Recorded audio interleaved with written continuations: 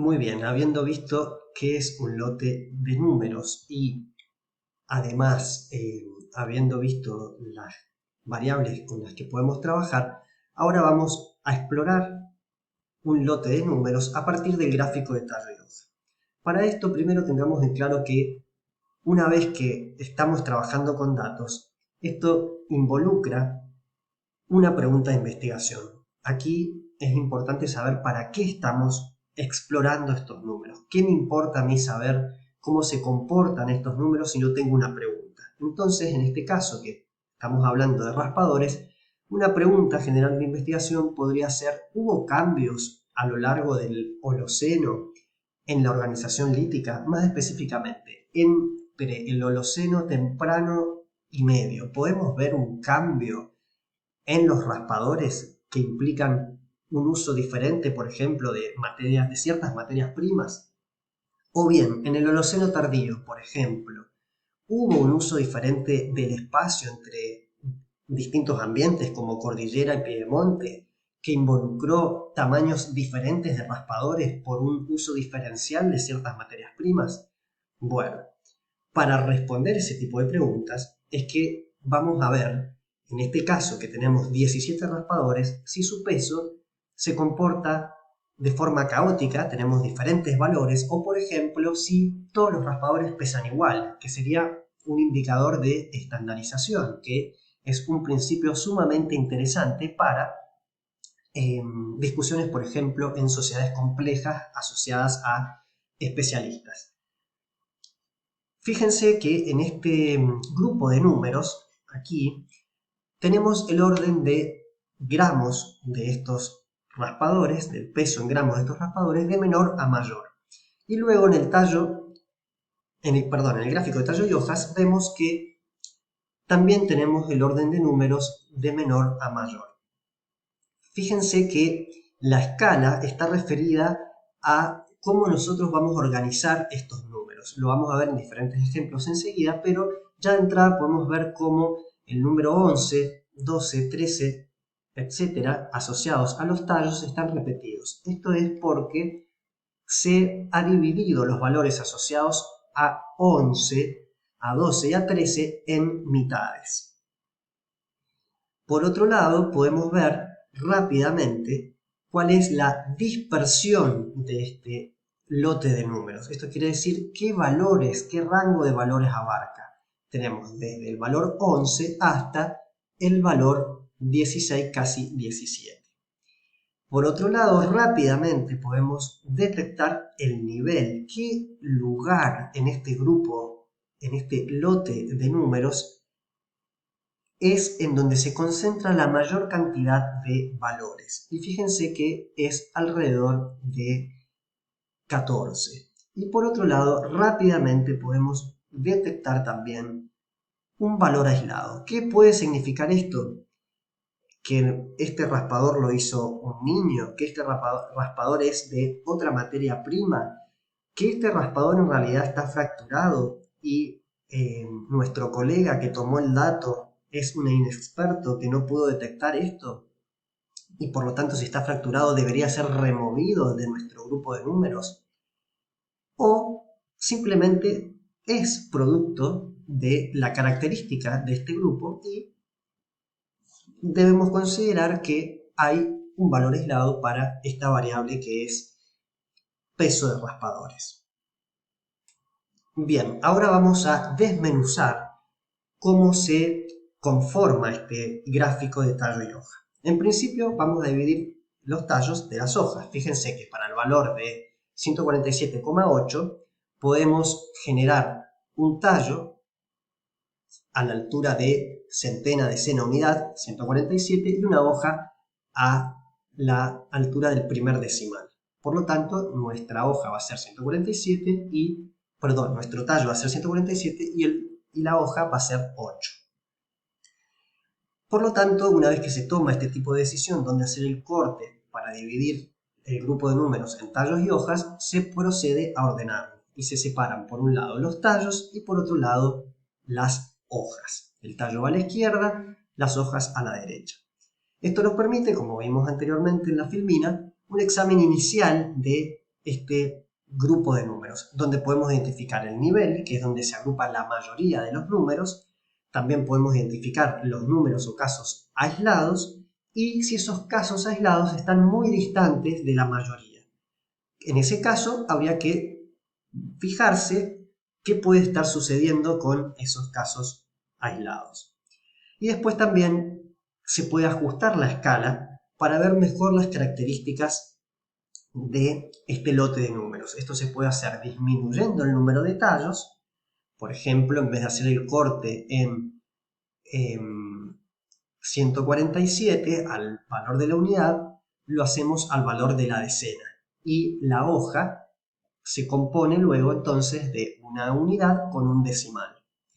O también podemos hacer aumentando el número de tallos, que como vimos en el caso anterior, la escala tenía repetidos los valores desde el 11 hasta el 17, porque implicaba que se dividen por la mitad, por ejemplo, en este caso,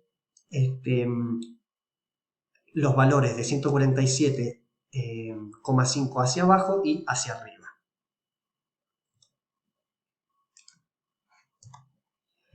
Bien, otra característica que podemos sumar a los gráficos de tallo son conformarlos espalda con espalda.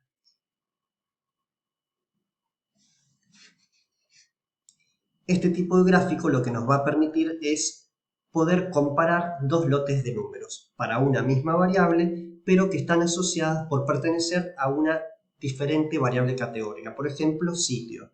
Y asociado a las preguntas que habíamos hablado anteriormente, por ejemplo, podemos asumir que el sitio A y el sitio B pertenecen a diferentes zonas ambientales, por ejemplo, el A a la zona de cordillera y el B a la zona de piedemonte, donde vemos que el peso de los raspadores en el sitio A tiene un nivel de concentración asociado a los valores de 1 y 2, mientras que el peso de los raspadores del sitio B tiene ese nivel de concentración a la altura de los valores de 4 y 5.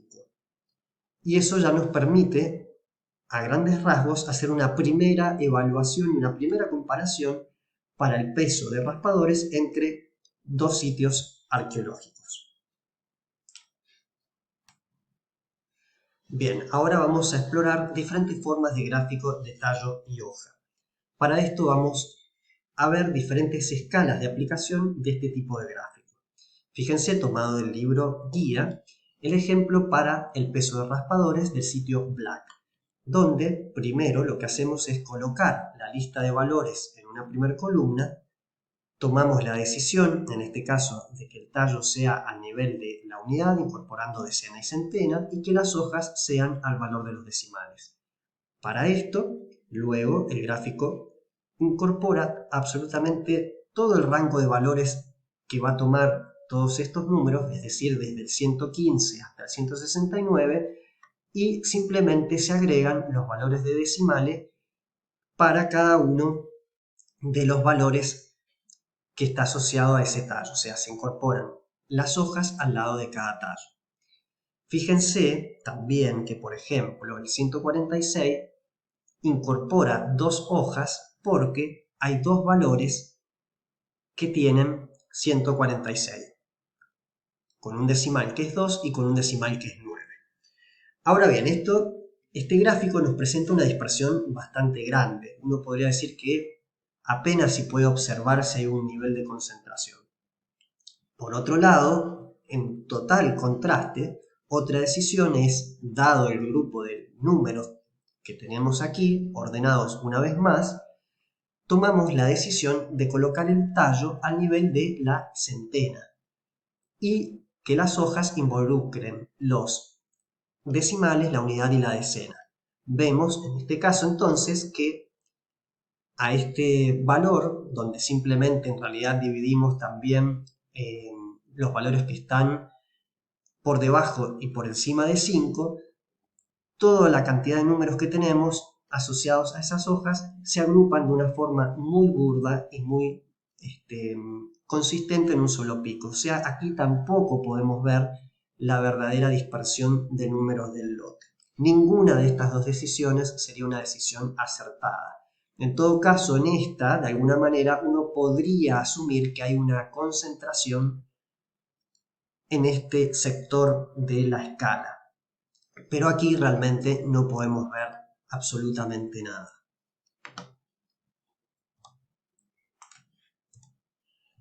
Otros ejemplos con los mismos valores para este tipo de gráfico sería elegir que el tallo sea al valor de la decena.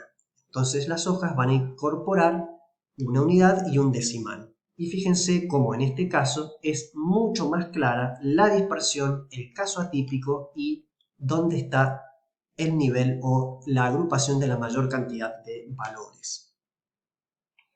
Por otro lado, otra aplicación para este tipo de evaluación sería dividir una vez más en rangos los números que van, por ejemplo, de la mitad de 17 hacia arriba y hacia abajo, en rangos, e ir colocando los valores. Lo que hace esto es generar de alguna manera mayor dispersión en nuestra escala y por lo tanto, fíjense cómo aquí la aglomeración está mucho más concentrada y aquí esa misma aglomeración de números está más dispersa. Lo que hemos hecho es expandirla hacia arriba y hacia abajo al incorporar rangos que dividen por la mitad los valores de nuestros tallos. Fíjense que estos rangos tienen la misma cantidad de números. Sería muy mala decisión generar un rango que los divida en 3, porque eso, como explica el libro guía, involucraría que un rango tiene, por ejemplo, números del 0 al 3, que en realidad involucran 4 números, luego del 4 al 6 y del 7 al 9, que en ese caso ambos rangos involucran 3 números en cada grupo. Por lo tanto, es muy importante en este caso respetar la simetría y hacerlo simplemente en mitades y no abusar de la creatividad. Bien, en resumen entonces, los gráficos de tallo y hoja, espalda con espalda, nos van a permitir comparar lotes de números para una misma variable a una misma escala. No podemos mezclar las escalas que estábamos viendo anteriormente. Esto creo que visualmente se entiende desde el sentido común, el menjunje que haríamos para entender nuestros patrones. Y tiene justamente esa ventaja, que rápidamente en un determinado grupo de números nos permite identificar cuáles son los casos atípicos, cuáles son los casos aislados y cuáles son los centros o niveles donde se concentra la mayor cantidad de datos. Y así poder comparar si hay diferencias, por ejemplo, en el peso de raspadores entre un sitio y otro. Y justamente nos permite trabajar con dos grupos de lotes a la vez. Y la desventaja es que solamente sirve para dos grupos de lotes. Y esto es perjudicial si, por ejemplo, estamos trabajando con un área donde tenemos hasta 15 o 20 sitios y queremos comparar las diferencias entre todos estos sitios.